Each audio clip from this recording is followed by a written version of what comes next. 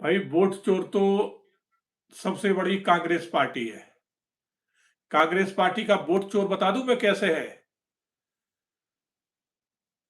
जब कांग्रेस के प्रधानमंत्री बनाने की जब वोटिंग हुई तो 29 वोट थे।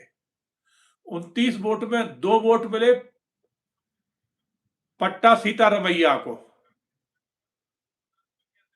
और बाकी सारे वोट किसको मिले? सरदार साहब को, सरदार वल्लभ भाई पटेल को। और नेहरू को मिला शून्य। मगर प्रधानमंत्री कौन बन गया? नेहरू जी, जिसे एक भी वोट नहीं मिला।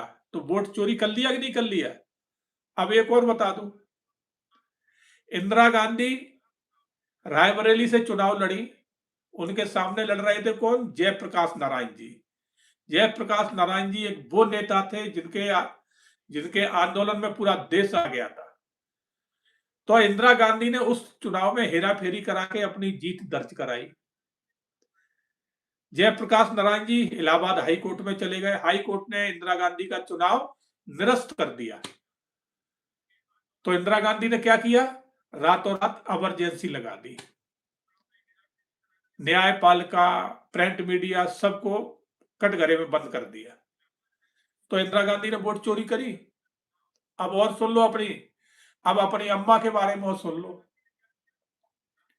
कि सोनिया गांधी हमारे देश की नागरिक 80 में नहीं थी, मगर 80 में उन्होंने फर्जी वोटर कार्ड बना के और चांदनी चौक पे वोट डाला था। दिल्ली चांदनी चौक पे फर्जी वोटर बन के वोट डालने गई थी। नागरिकता उन्होंने कब ली है? 83 में, 3 साल बाद। मगर 80 में उन्होंने वोट डाला था।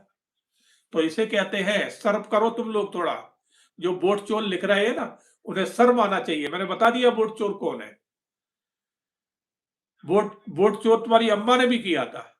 मैंने बता दिया कि वो यहाँ की नागरिक नहीं थी, मगर वोट चोरी करके डालने गई थी। तो इसे कहते हैं वोट चोर। अगर जवाब हो तो इसका दे दे कि जब सोनिया गांधी हमारे देश की नागरिक नहीं थी, फिर वोट कैसे डाल दिया? क्योंकि उसका कारण था ना, केंद्र में सरकार उनकी थी। भाई देश को तो गुलाम